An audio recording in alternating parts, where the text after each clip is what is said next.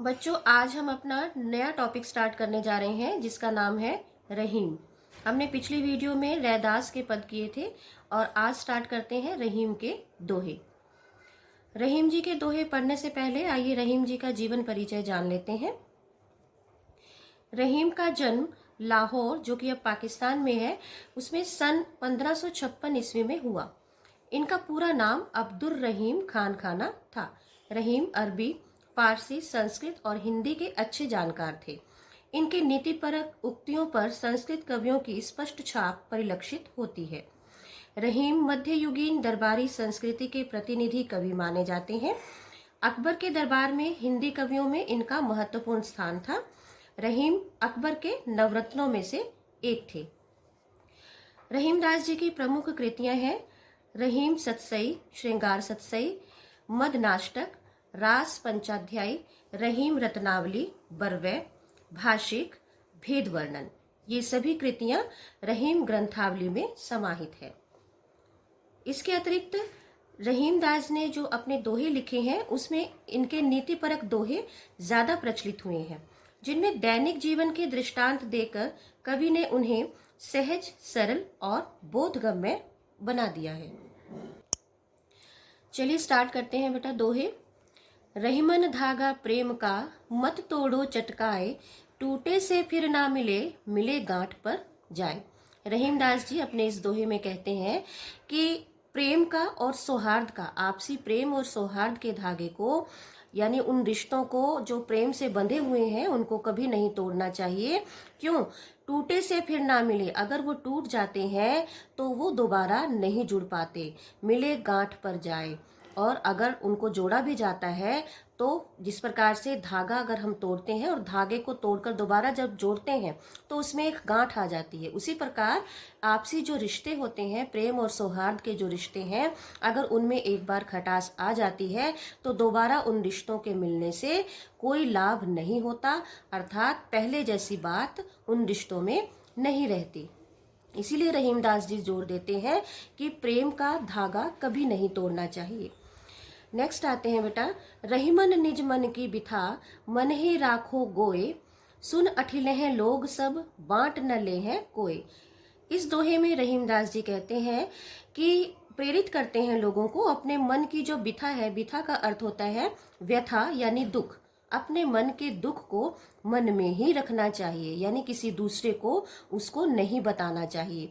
मन ही राखो गोए, गोए यानी छिपाकर, कि अपने मन का जो दुख है, आपके मन की जो परेशानी है, उसको अपने मन में ही छिपा कर रखना चाहिए।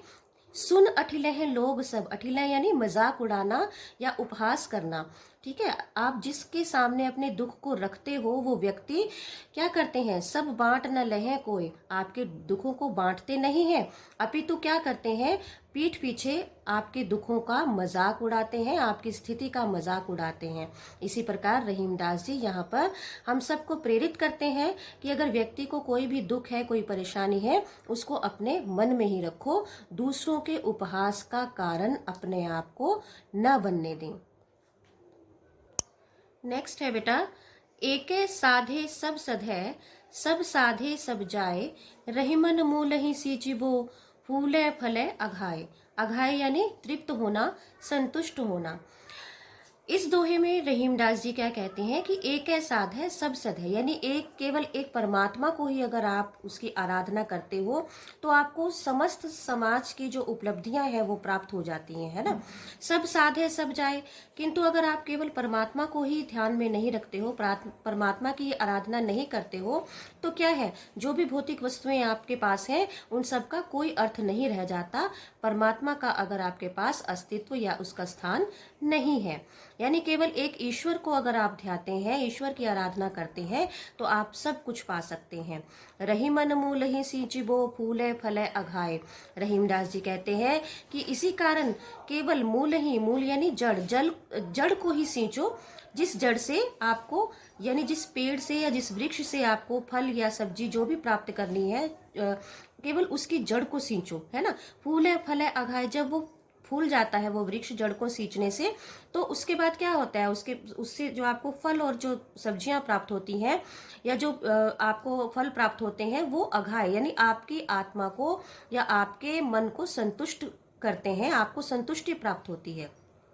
इसी कारण रहीमदास जी कहते हैं कि अगर हम केवल ईश्वर को ही आराधना करें, ईश्वर की ही प्राप्ति के लिए कार्य करें, तो हमारे बाकी के सारे कार्य स्वयं ही सिद्ध हो जाते हैं। नेक्स्ट आते हैं बेटा, चित्रकूट में रमी रहे रहीमन अवध नरेश, जा पर विपदा पड़त है सो आवत यह देश। इस दोहे में रहीमदास जी क्या बता रहे हैं, चित्रकूट एक जगह है जिसमें जहां पर लोगों को शांति प्राप्त होती है।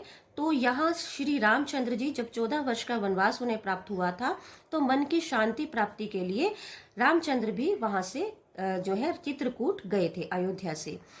तो चित्रकूट में रमी रही यानी वहां चित्रकूट नामक स्थान पर श्री रामचंद्र भी रहे हैं। रहीमन अवध नरेश यानी कौन, रामचंद्र जी कौन थे, अवध के यानी अयोध्या के राजा, नरेश यानी राजा। जा पर विपदा पड़त है सो आवत यह देश। इसी कारण कोई भी वह व्यक्ति जिस पर कोई विपदा या कोई समस्या आ जाती है, तो वह व्यक्ति कहाँ जाता है, चित्रकूट में जाता है शांति की प्राप्ति के लिए, जहाँ श्री रामचंद्र जी यानी अयोध्या के राजा अपने आत्मिक शांति के लिए गए थे। नेक्स्ट है बेटा, दीर्घ दोहा अर्थ के आखर थोरे आह, जो रहीम नट कुंडली सिमट कूद चढ़ जाए।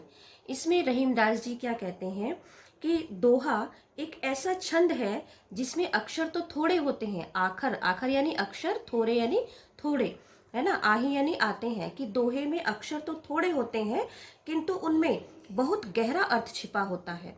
जो रहीम नट कुंडली सिमट कूद चढ़ जाए, जिस प्रकार से रहीमदास जी कहते हैं कि एक कुशल जो कारीगर होता है या कुशल बाजीगर जो आपने नट देखे हैं, जो अपने कर्तव्य दिखाते हैं, वो क्या करते हैं कि अपने शरीर को सिकोड़ कर, है ना, समेट कर अपने शरीर को सिमेट कर वो सिकुड़ कर तंग मुंह वाली कुंडली के बीच में से बड़े आसानी से निकल जाते हैं। आपने देखा होगा जो नट कर्तव्य दिखाते हैं, एक चक्कर होता है कुंडली, लोहे की जो है गोल चक्कर होता है, उसमें से वो इतना विशालकाय अपना शरीर जो है किस प्रकार से समेट कर अपने आप को उसमें से निकल जाते हैं, तो वो उनकी कुशलता होती है।